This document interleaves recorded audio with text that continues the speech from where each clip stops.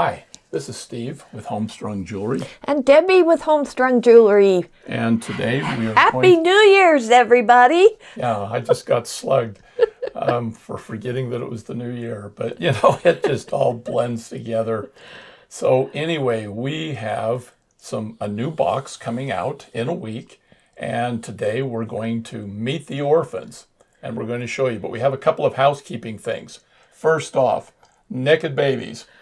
The first time we introduced the Nekkid Babies in the whole premiere, we had 25 of them that we put up, and it took 2 weeks. Took over 2 weeks to sell them, to get them all adopted. And so we thought, well, let's do a New Year's Eve thing, make it kind of fun. And we apologize to those of you on the East Coast. If we ever do this again, we'll probably do it Eastern time. But anyway, they sold out rapidly, so fast that our program jammed, and several of the orphans got locked up. People couldn't order them. We weren't able to fix that till the next morning. But we want you to know that we will be releasing a few, Nekkid Babies every single week. But the Nekkid Babies were originally designed to augment the adoption auctions. We felt bad because people would couldn't come to the auction because of work or health or whatever reasons, or couldn't get a bid in. And so this was to supplement that. Still make sure that people who did come and bid but didn't win. Yeah. And one of the babies would be able to still go shop for some and take one home. So we will be releasing new Nekkid Babies every week, but right after the next auction, we will release a bunch of them. Yeah, we'll increase the number we put up right around an auction, just after an auction. And then between auctions, we'll just roll them out as we have extra time. Roll them out as we've got time to do them, because at least a few every week. Because right now we're working on this box that we've got, but just be aware that there's more coming, and we'll keep them coming as long as people are interested in them. But New Year's Eve was a little crazy. I mean, Paula, we have no idea what we're doing most of the time when we introduce something new. And so let's talk about what's going on with the boxes too, because as all of you know from our announcement a month ago, the subscription program is going away and being replaced by kind of a limited edition box plus the Adopt-A-Box program. Right. Let's talk about the limited edition first. There are going to be 2 levels. And the reason we're doing this is because it was getting harder and harder to get the number of matching Gemstone Orphans. The primary reason is that I no longer have as many of one type of orphan as we've had in the past. Therefore, we can only do as many boxes as we have number of orphans. And we tried breaking it up once way back in the beginning, and that didn't go over well. People wanted to see, wanted everything to match. They wanted what the unboxing videos showed. Yeah, our few influencers that unboxed them, they were unhappy when it didn't come. So we've been working, and our vendors have been very good. And you may not realize this, but we pretty much handpick every one of the orphans that goes into the boxes. And it can take a couple years to get enough orphans to fill the boxes. And we don't want to lower the qualities and that we've been putting out.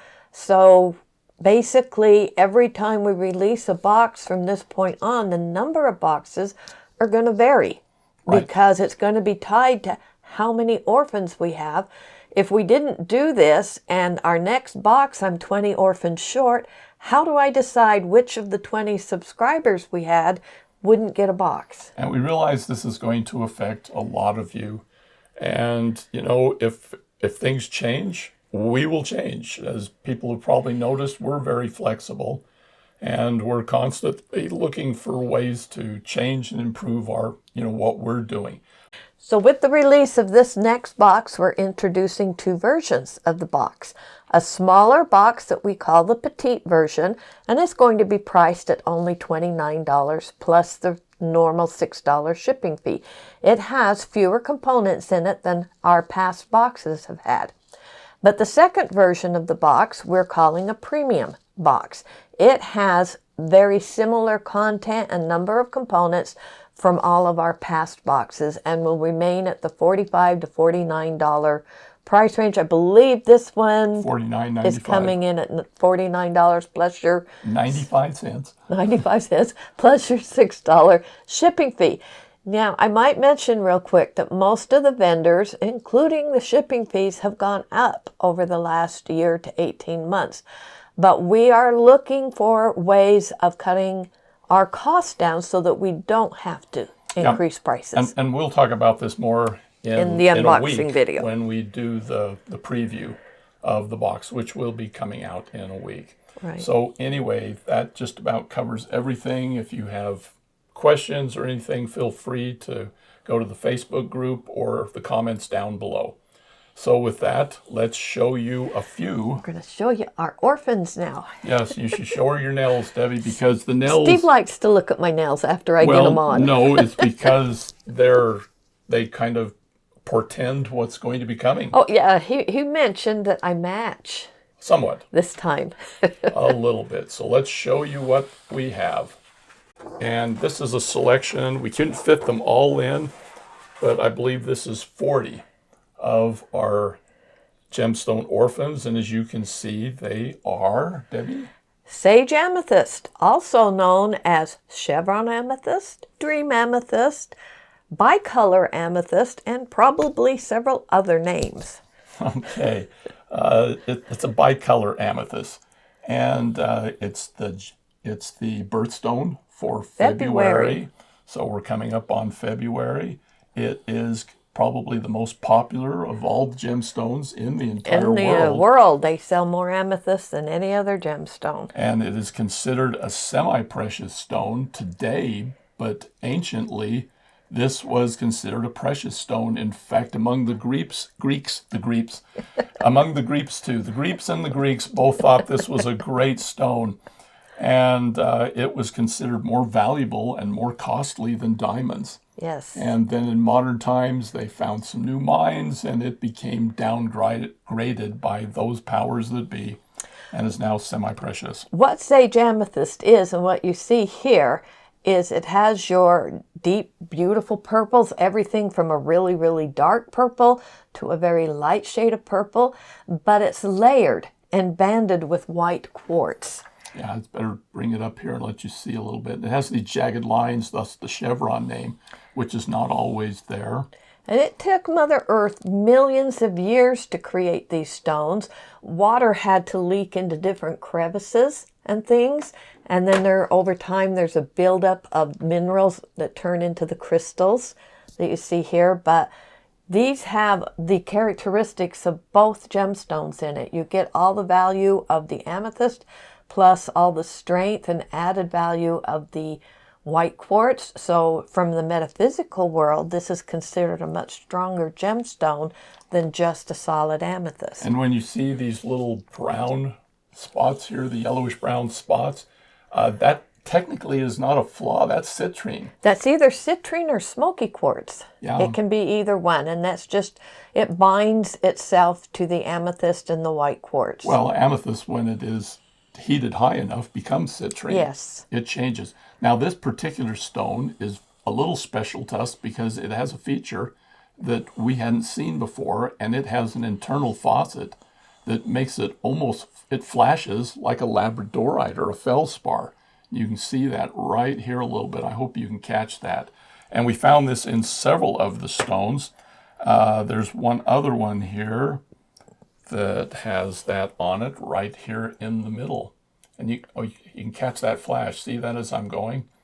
That's down deep inside. And this is something that I just hadn't really noticed before. So when you get your stone, check it out. You might have a few surprises. Or it might glitter like geodes do down inside. I've noticed a little bit of a sparkle and glitter in a lot of these stones.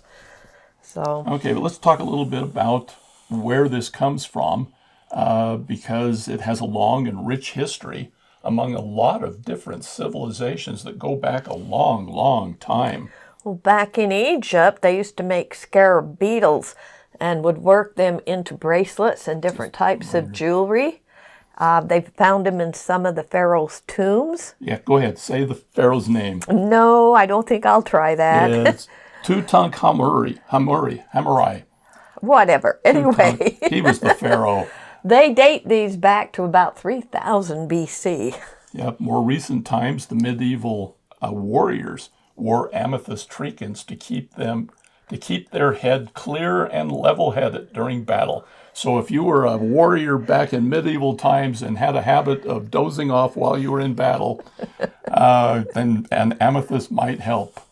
So maybe some of us should wear them while we're driving. It was believed to offer certain types of protection. So. Right, and then let's see, in around 1660, during the restoration of Charles II monarchy of England, amethyst was used as the centerpiece for the crown jewels. Which, this is back when it was valued at equal to or greater than diamonds. Well, and purple was considered a royal color at that time. And there are areas in the world, I believe down in the Mayan and Peru, in that area, Aztecs, they would only allow royalty to even own the amethyst. So before we can send you your box, you need to send us your patents of royalty so that we know that you're worth. No, we won't do that.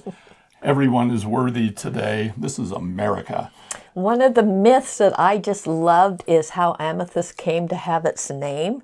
It is part of your Greek mythology. Amethyst was a young virgin who became the object of the wrath of the Greek god Dionysus after he became intoxicated with wine. When he decided that he was offended by a mortal and decided that the next mortal that crossed his path would die, he was going to sick his tigers on him. And Amethyst, a young virgin, is the one who next crossed his path. When she saw the tigers, she cried out to the goddess Diana for help. And the goddess immediately turned the girl into some white, shimmering quartz. When the Greek god Dionysus realized what he had done, he really felt remorse. And his tears dripped into his cup of wine, and then he overturned it. The wine spilled over the quartz rocks, turning it from that brilliant white to the beautiful royal purples that we see today. And I think the word amethyst means something like not drunken or something. Right. Part of the mythology around amethyst stems from people believing that if they consumed any type of alcoholic drink in an amethyst goblet or cup or that, they could not get drunk. Yes, except we don't call it drunk, we call it inebriated, because that just sounds so much better. In the metaphysical world, dream amethyst is believed to enhance artistic skills. So if you enjoy creating through drawing, painting, writing, whatever. Or beading, making jewelry, a chunk of amethyst, and a piece of amethyst, a carefully crafted piece of amethyst in your workstation, it will help with creativity. Another interesting myth is that amethyst is one of the dream stones and that it will give you restful sleep with beautiful, vivid dreams, and that it will keep away nightmares. So if you don't want nightmares and to sleep peacefully, sleep on a chunk of amethyst. No, they used to put it under their pillow. I want to show you one more stone here because this has a fun feature too. There is literally a quartz window. It's like looking down through a clear pond into what's on the bottom of the bottom. That's not terrible. The features, the rocks and things down below. And so you have this quartz window too. There are a lot of really unique stones here. We also have a number of smaller stones. People have been asking for something that's a little bit smaller. So these are like 35 millimeters long. We have marquees, we have moons, we have teardrops. Ovals. We have one oval here on this set here, which I think is unique because it's almost an eye. The names, let's just real quickly mention what we're doing with the names this time. And we have to tell you, our first two boxes, we did not name our stones. And we felt like we needed to do a Meet the Orphans with our third box because of some questions over the first two boxes. And it was an amethyst. Yes. I was going to say, we actually featured sage amethyst in a box back in July of 2023. 2023. So it's been 18 months. And I used up every one of my amethyst stones trying to put that box out. So it has taken a year and a half for me to get enough stones to try to do another box. The box itself is entirely different from that. And that was the first Meet the Orphans Yeah. video. And while I was showing the orphans, I began giving names to some of them. Probably one of the biggest mistakes I've ever made, because now we have to name them all. But this time, all of the stones have names that are After a flower. These are flower name stones. And for that reason, I'm not giving an origin this time with the box, because it's a flower. You're going to get rose or lily, or I think there's a briar rose, Iris. azalea, iris. Yes. There just is. They all have philodendron. they all have flower names to them, and that's the origin. They're named after the flower that they represent. So anyway, these are your Gemstone Orphans, or some of them that'll be going into the boxes. In 1 week, we will preview the entire box, and then they will go up for sale. Any questions or whatever, let us know down in the comments or go to our Facebook page. We would appreciate, if you haven't already, that you like, subscribe, and if you click on the little bell icon after you subscribe, you will be instantly notified when that video comes out, so that you can get in and get your box. One quick thing, we've got the boxes set up so that you can only order one at a time, so that people can't go in. There's been some concern that people would go in and order 5 boxes or something. You technically can still do that, but you can only order one at a time, have to go through the entire checkout process. So just to try to make it a little bit more fair. Hopefully this works for everybody. Final comments, Debbie? I'm hoping everybody has the best new year, and that this entire year is one of the best for everybody. Nekkid Babies coming, auctions coming. Lots of things are coming. We are hoping to put boxes out a little more often. Just a little sneaky announcement. I am working on a February box. We don't normally do them monthly. We usually do them every other month, but we are working hard to get more boxes out. And Debbie made me swear we wouldn't do them every month, but here it comes. This is her idea. No promises that they'll be every month. We're just going to do them as often as we can. Right. Anyway, appreciate you coming, and we will say goodbye. And again, best New Year to everybody.